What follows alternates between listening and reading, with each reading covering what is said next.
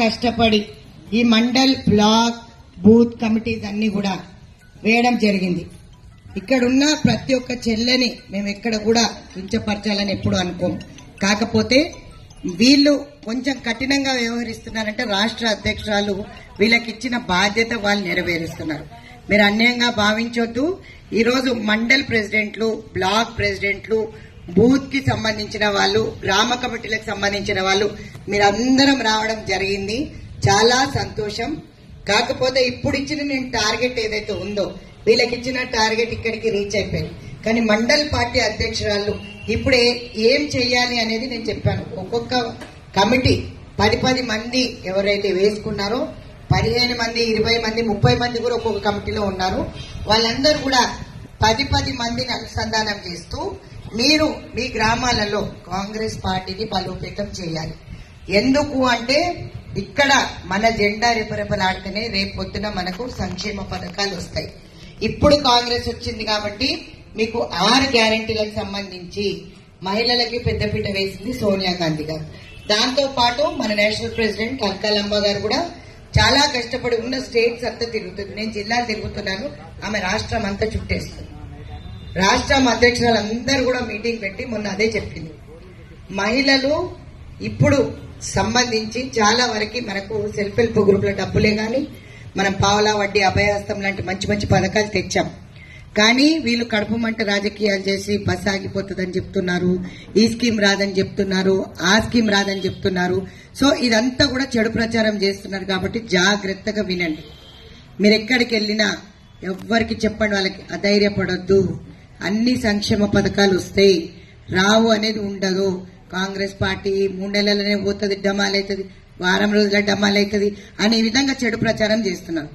BRS బీజేపీని మనం పక్కకు జరపాలి అంటే ఏం చేయాలి? మనం గట్టిగా ఉండాలా. మనం మన కమిటీలతోటి మన కార్యాచరణ ఏ విధంగా అయితే రూపొందించుకున్నామో అవందరికీ కూడా డోర్ టు డోర్ క్యాంపెయినింగ్ కి పోవాలి. మన మధ్యలో విభేదాలు ఉండకూడదు. ఎవరన్నా కూడా వేరే పార్టీ నుంచి వస్తే కూడా జాయిన్ చేసుకోండి.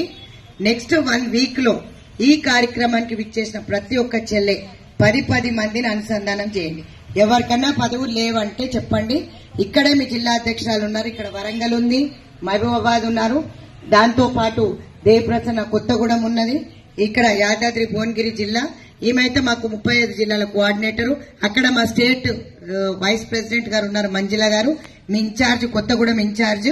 వారితో పాటు ఇంకో స్టేట్ జనరల్ సెక్రటరీ ఆదిత్య గారు ఉన్నారు. ఎవరికన్నా సరే 24/7 మేము అవైలబుల్ ఉంటాం.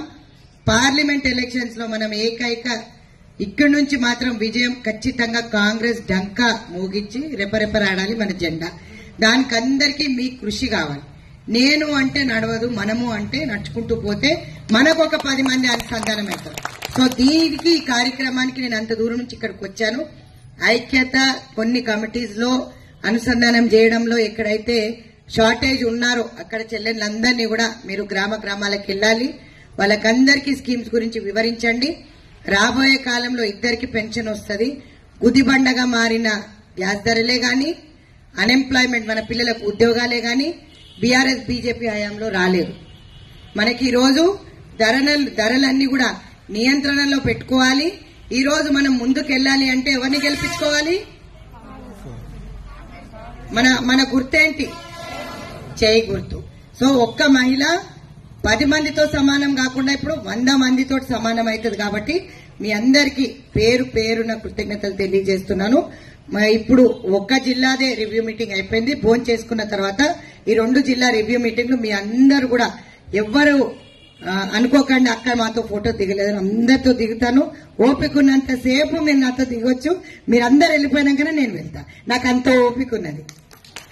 సో మీ అందరికీ నేను ఎక్కడ కూడా జిల్లా అధ్యక్షులు ఇట్లా అన్నదని మీరు బాధపడొద్దు.